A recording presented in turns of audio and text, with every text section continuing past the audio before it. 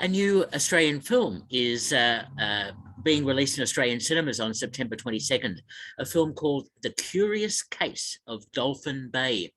And it's my great pleasure to again be talking to the director of Curious Case of Dolphin Bay, Christine Luby. Christine, welcome to Movie Metropolis. Hello, great to be with you. Good to talk to you. And I think the last time we spoke was about This Little Love of Mine, if I'm not mistaken. That's right. Yes, it's been a minute. And that film was very successful. It was actually, yeah. It did very well. And it's so interesting that the films you're involved with are very much for a younger market, for teenagers, for younger people, which is a great niche to have because not many filmmakers go into this territory.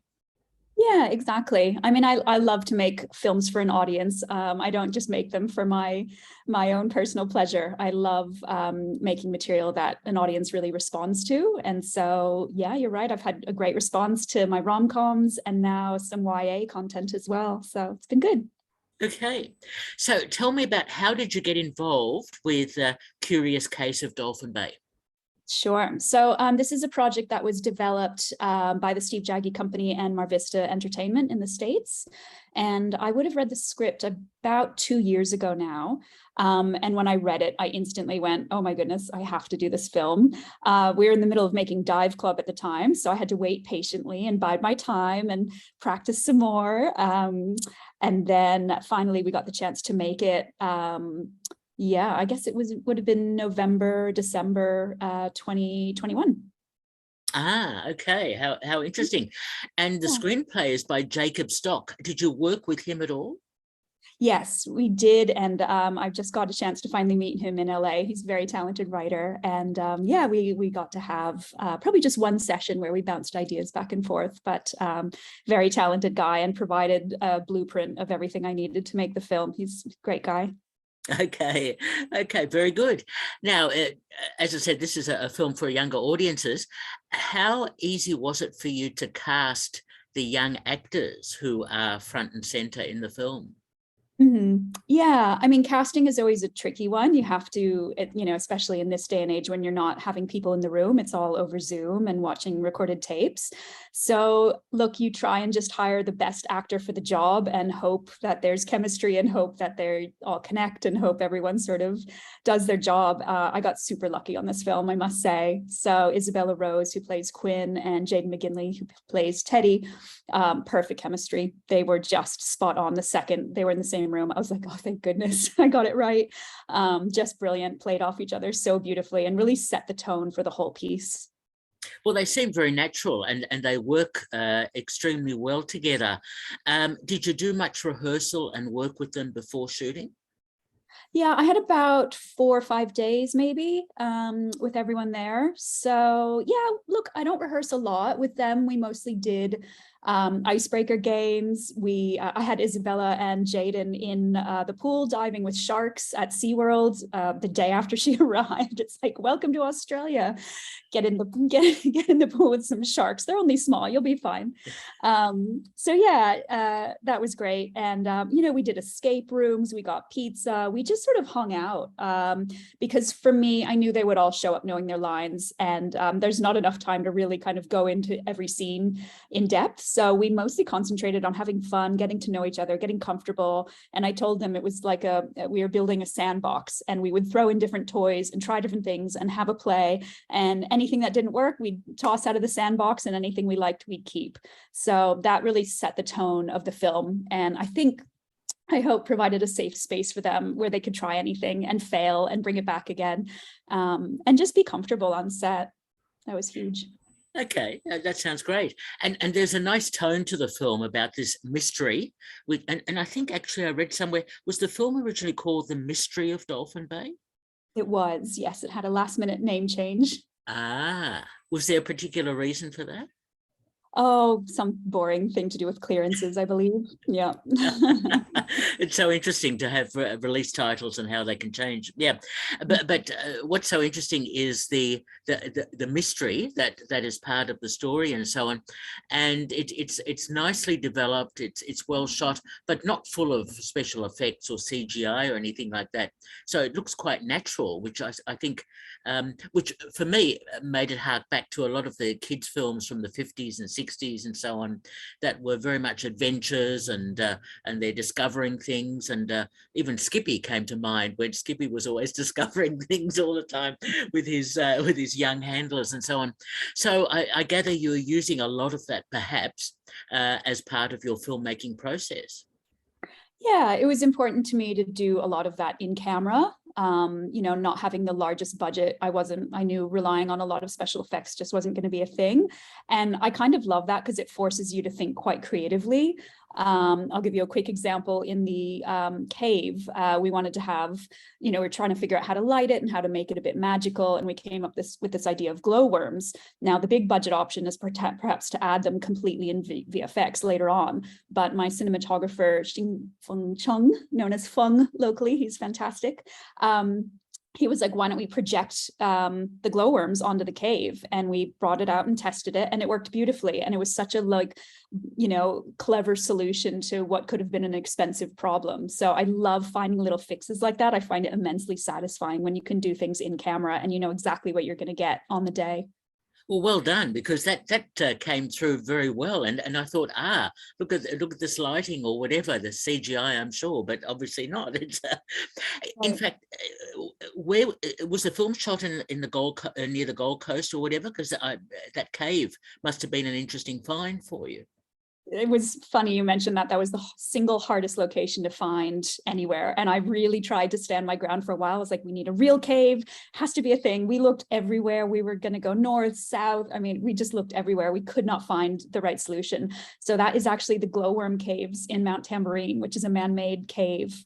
So it was very easy to access. We could get our gear in there. And I think it looks pretty darn good on camera. I was not sold at first, but with the projection and the right lighting and the right sound, I think it really came together. So yeah, a lot of the film, about half and half Gold Coast, and then the whole house location is an incredible house in Pullenvale in Brisbane. Okay. No, it all comes together really well and looks great. So well done on that. That's well done. And I must commend you too on casting Val Lehman, because people who, of course, know Prisoner, etc., will know what a mainstay she has been in the acting fraternity, so to speak, or maternity, whatever you like to call it. But she's terrific in the film. Yeah, isn't she wonderful? I was very honored to have her. That was actually our first shoot day, all the stuff in the antique store there. So she just got thrown into the deep end, and very little rehearsal, pretty much no rehearsal. And yeah, just nailed it. She's wonderful. Oh, wow. Well done. So how many days overall did it take you to shoot the film? 15. 15. That's pretty tight. Yes. Yeah. Okay. Yeah, the audience never knows that either. It's pretty funny because I get, the film gets compared to much larger budget productions, which I'm very flattered by. But I'm like, if the audience only knew the resources and the time that we actually had to shoot it are a fraction compared to the bigger films. So, I find that an exciting challenge as a director. How do I take this limited time shooting schedule and just elevate it as much as possible? How can I, double up, like if you're laying a long track or something, how do you use that for more than one scene? How do you really just maximize, okay, we have Steadicam today, what other scenes can we put on that same day? So you really, maximize Steadicam for that day or whatever, to really kind of make sure every penny ends up on screen and just maximize your production value. Well done again. It works very well, but I have a hunch that Queensland weather, which is always supposed to be wonderful, may not necessarily have been perfect for the 15 days. No, you'll see our beach scenes, which was purposely scheduled quite early on in the film. It had been raining for like 2 months straight at that stage, and I was really hoping for some sunny days, and the sun did come out for 1 or 2 scenes, and then there's other scenes I was like, oh, I'm shooting an exterior day beach scene. it was like after 5 p.m. the sun had set and had a gray sky, and I was just going, oh my gosh, like we'd just gone inside and waited about an hour, as a weather delay. And I was like, well, it's now or never, it was too late to reschedule the day, and you have to sort of just go for it. So I got very lucky. I have a very brilliant colorist, Justin McDonald, and very brilliant VFX, Craig Deeker, and they saved the day basically with sky replacements and, lifting it and doing everything they could to just make it feel a bit more warm and sunny. But, that's the challenge of filmmaking, is you cannot control the weather. So you got to just go with it. Absolutely understand, but it also shows you the magic of the movies, that you can pretty much try and circumvent just about anything that might happen. Exactly. Yeah. Well done. And I also need to acknowledge the music. Brett Rosenberg, I think, did the music. Yes, he's incredible. Yeah, I'm so glad you mentioned that. So Brett's awesome. He did a fantastic job. I was just continuously blown away with his work. And some of our very early discussions, I was referencing films like Only Murders in the Building and The White Lotus, which has like this incredibly bold soundtrack that is just your pathway and your window into that world. And so I said to Brett, let's push this as far as we possibly can for a kids film, and see how much we get away with. And luckily we got away with all of it. So he was pulling out obscure instruments. He was trying, otherworldly sounds. Like he just used every trick in the book. And I'm super proud of what we accomplished with the soundtrack.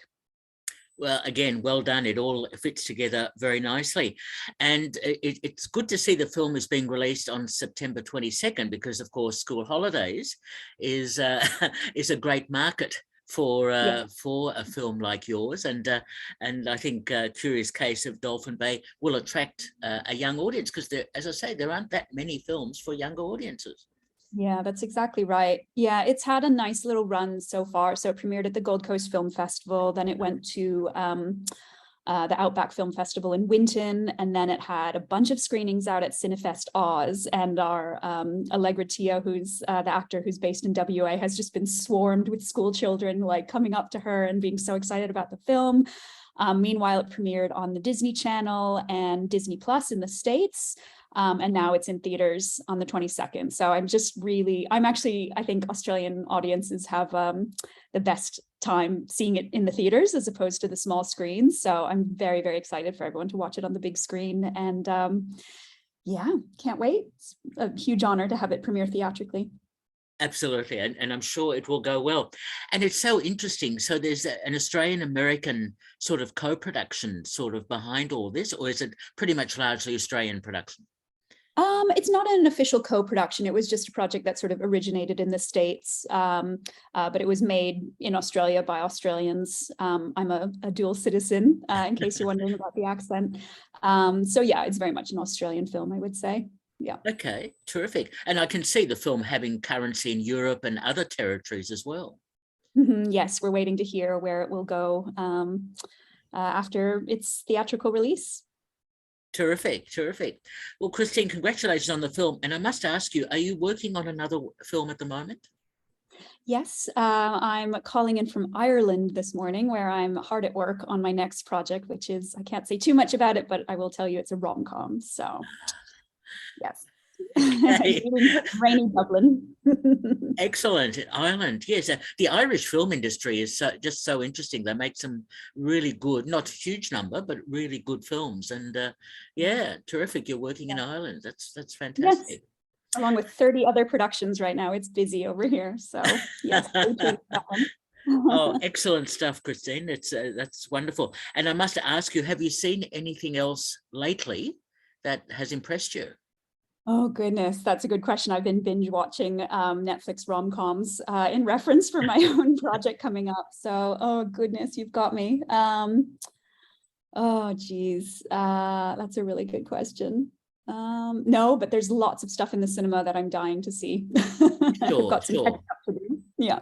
But rom-coms are not always easy to pull off or to make credible. And I suppose there is a formula, in a sense, that you might use to make sure that it works. Because I've seen some rom-coms which just don't work at all. So, and I suppose that's part of your thinking. Yeah, a little bit. Look, a huge part of it is casting and getting that chemistry right. If there's no, I've also seen quite a few. I'm like, there's just no chemistry between the leads, and you've lost me already. Yeah, having done a few now, there are some like important story beats that you really need to hit.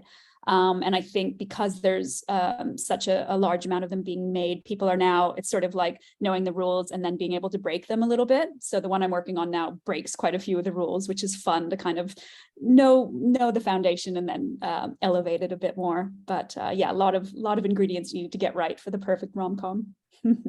Excellent stuff. We've been speaking to Christine Luby, who is the director of The Curious Case of Dolphin Bay, releasing in Australian cinemas on September 22nd. Christine, thank you so much again for talking with me. My absolute pleasure. Take care. All the best.